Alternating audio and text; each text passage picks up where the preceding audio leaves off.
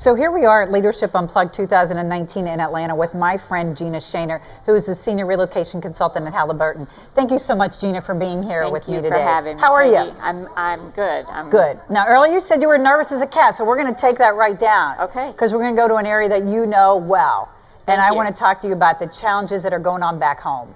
Okay, so back home, I have got, thankfully, 2 amazing coworkers who are covering my desk for me while I'm here for the entire week.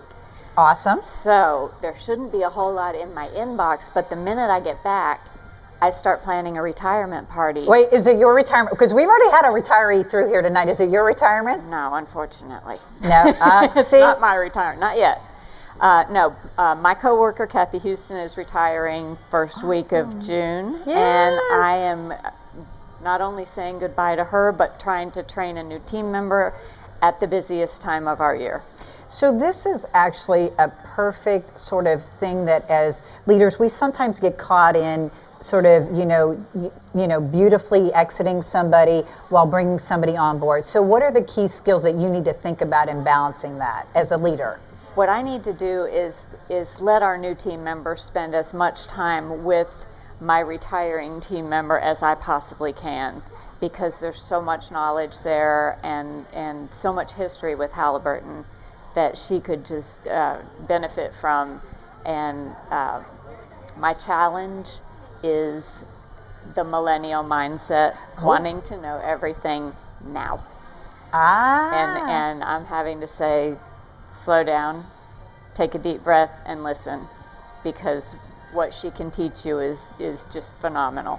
So it's so interesting, because I think the lifestyle of the youth has been so much instant gratification, and they want knowledge transfer in an instant gratified way. Yes. Right? And it's really hard. So what leadership qualities do you tap into to sort of get them to embrace the journey as opposed to the end point?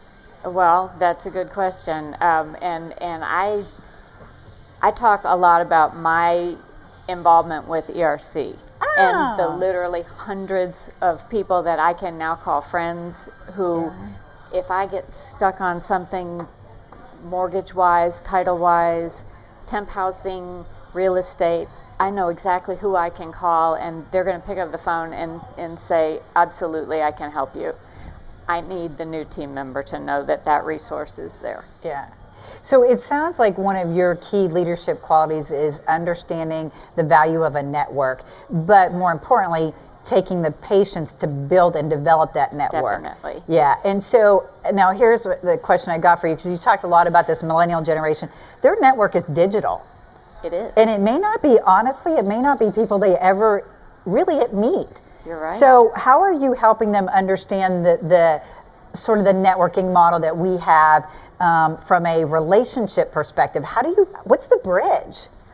I don't know that yet, honestly. Yeah. I'm working through that. I'm sitting with her, making personal phone calls, personal introductions, and saying, if you get stuck here, this is who you call. And you've got a friend on the other end, not a text, who can guide you through it. It's a personal touch that they're just not accustomed to, I don't think.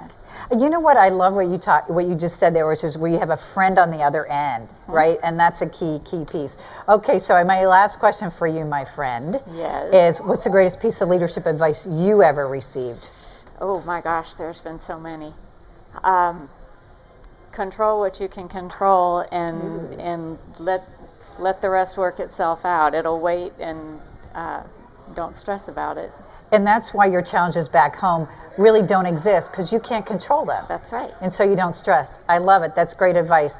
Thank you, my friend Gina. I appreciate it. Thank you so much for having me. I appreciate it.